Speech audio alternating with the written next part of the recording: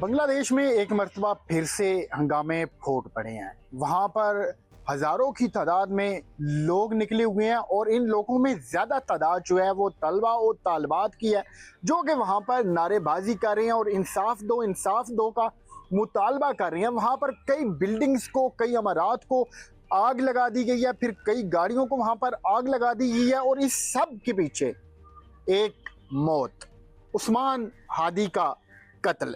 उस्मान हादी था कौन?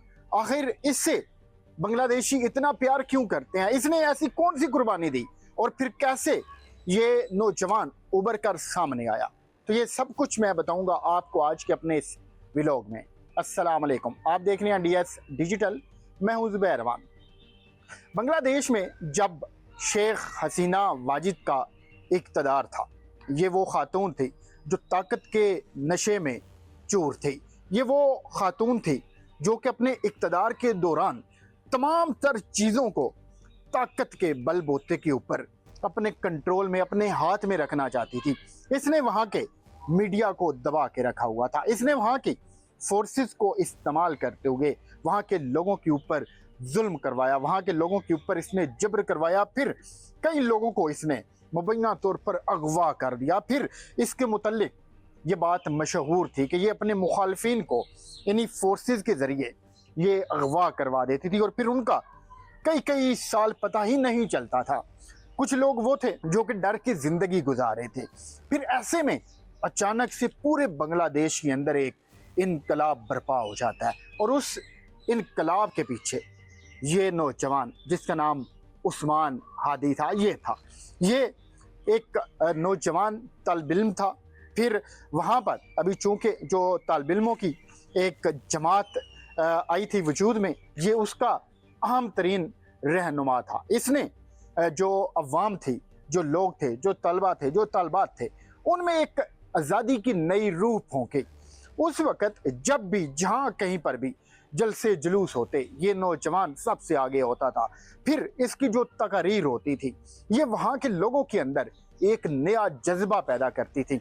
इसकी तकरीर ने पूरे बांग्लादेश में इनकलाब बर्पा कर दिया। फिर लोग इसकी बात को सुनने लगे, लोग इसकी बात को मानने लगे और जब शेख हसीना वाजिद के खिलाफ वहाँ पर बगावत की गई, उस वक़्त भी इस नौजवान ने बढ़ चढ़ कर हिस्सा लिया और फिर इसने कई लोगों को जगाया, इसने उनकी रूह को जगाया। इसने उन्हें बताया कि आज़ादी क्या होती है, आज़ादी ली कैसे जाती है, आज़ादी छीनी कैसे जाती है।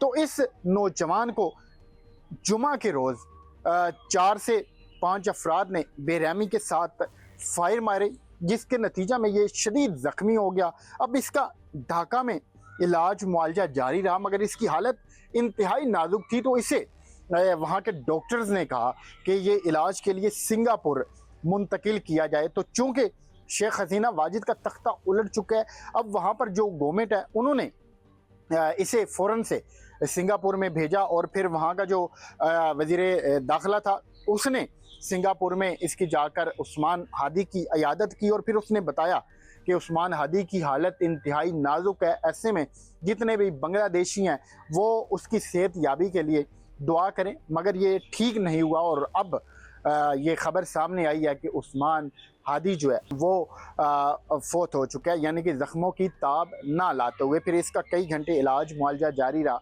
मगर ये वफ़ात पा चुके हैं। अब जैसे ही खबर ये फैली कि उस्मान हादी इंतकाल कर गया, तो फिर वहाँ के जितने भी लोग हैं वो एक बार फिर से मुश्तइल हो गए और उन्होंने वहाँ पर जो गवर्नमेंट के इदारे थे, जो अमारात थी, उनको घेर लिया। और फिर इसने अभी आज़ाद उम्मीदवार की हैसियत से इलेक्शन भी लड़ना था, मगर उससे पहले ही इसके ऊपर ये हमला होता है और उसको मरवा दिया जाता है। तो बहुत सारे लोग हैं जो ये कह रहे हैं कि इसके पीछे शेख हसीना वाजिद और उसके जो सहूलतकार थे या फिर उसके जो साथी थे और जिसका जाके डायरेक्ट ताल्लुक़ इंडिया से मिलता है, वो हैं और उन्होंने ये सारा कुछ करवाया है। फिर आपने ये देखा होगा कि जब शेख हसीना वाजिद का तख्ता उल्टा था, जब उसे पता चल गया कि अब उसकी जो गवर्नमेंट है वो नहीं बच पाएगी, अब जो उसकी कुर्सी है वो नहीं बच पाएगी, तो वो सबसे पहले भाग कर दिल्ली में गई थी।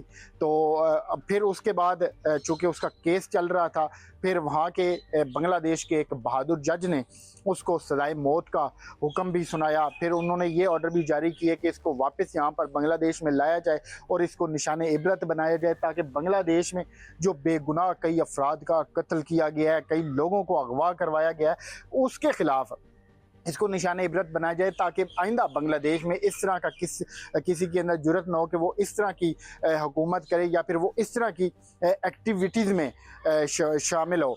तो उसके बाद पहले वहाँ पर सूरत हाल ख़राब रही, कई रोज़ वहाँ पर लोगों का एहतजाज जारी रहा। वहाँ पर जो पुलिस फोर्सेस थी उन्होंने कई लोगों को मारा, कत्ल किया। फिर कई दिन वहाँ की जो ढाका है उसकी गलियों से जो शेलिंग थी, जो आंसू गैस थी, उसका धुआं रहता था।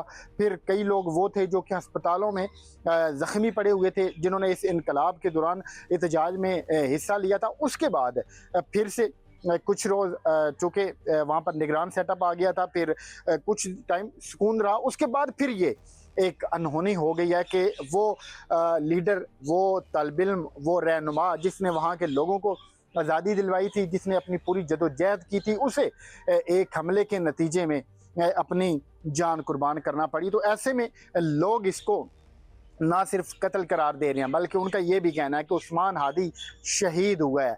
ये वो लीडर था जिसने कई लोगों के ऊपर एहसान किया और आज उसी एहसान के नतीजा में जो बांग्लादेशी हैं वो आज़ादी की ज़िंदगी गुजार रहे हैं। इस वक्त पूरे बांग्लादेशी मीडिया के ऊपर, उनके सोशल मीडिया के ऊपर मुसलसल उस्मान हादी के जो कत्ल है या फिर उसका जो इंतकाल है उसकी खबरें चलाई जा रही हैं, साथ साथ इंसाफ का मुतालबा किया जा रहा है। ऐसे में जब ये फायरिंग का नतीजा पेश आया तो जो मुतलका पुलिस थी उसकी जानिब से करीबन ये बताया जा रहा है कि 14 मशकूक अफराद को अपनी हिरासत में लिया गया, जिनसे इंटरोगेशन भी जारी है। लेकिन अभी तक ये कंफर्म नहीं हो सका कि उस्मान हादी के कत्ल के पीछे या फिर जिन्होंने ये हमला किया था उसके पीछे कौन सी कुव्वतें मुलविस हैं। अब जितने भी वहाँ के जो अहम रहनुमा हैं उनकी जानिब से मुख्तलिफ़ किस्म के बयानात आ रहे हैं, उनकी जानिब से अफसोस का इजहार किया जा रहा है। अभी तक फ़िलहाल ये ख़बर है कि उस्मान हादी की जो डेड बॉडी है वो सिंगापुर के हॉस्पिटल में ही मौजूद है,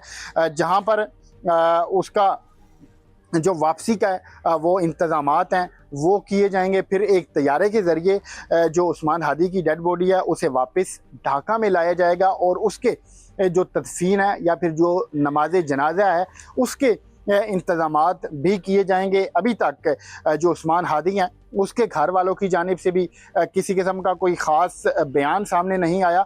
उनका भी बस यही कहना है कि पुलिस जो है वो जो असल कातिल है उन्हें सामने लाए और उस्मान हादी को इंसाफ दिया जाए। इस वक्त उस्मान हादी की मौत ने ना सिर्फ बांग्लादेश को बल्कि और जितने भी ममालिक हैं जो कि आज़ादी के लिए कोशिश कर रहे हैं, जो कि आज़ादी के लिए मेहनत कर रहे हैं, उन्हें झंझोड़ कर रख दिया है। वो अपने अफसोस का इजहार कर रहे हैं। उस्मान हादी ना सिर्फ बांग्लादेश के तालिब इल्मों का लीडर था बल्कि और कई ममालिक जो मुस्लिम ममालिक हैं वो इस नौजवान को अपना लीडर तस्लीम करते थे, वो इसके फ़ैन थे। और फिर उनकी जानिब से भी पूरे सोशल मीडिया के ऊपर अफसोस का इजहार किया जा रहा है। उनकी जानिब से भी यही मुतालबा किया जा रहा है कि जल्द अज जल्द इसके जो कातिल हैं उन्हें कटहरे में लाया जाए और फिर ये बताया जाए तमाम दुनिया को कि आखिर इस नौजवान लीडर को जिसका जुर्म सिर्फ इतना सा था कि वो अपनी कौम की आज़ादी चाहता था, इसके अलावा उसका कोई जुर्म नहीं था, उसे इतनी बड़ी सज़ा दी गई है कि उससे उसकी जो रूह है वो छीन ली गई है और उसे इसी तमाम तर चीज़ के नतीजा में कत्ल किया गया है। तो ये था आज का व्लॉग। मिलते हैं अगली वीडियो में। अल्लाह।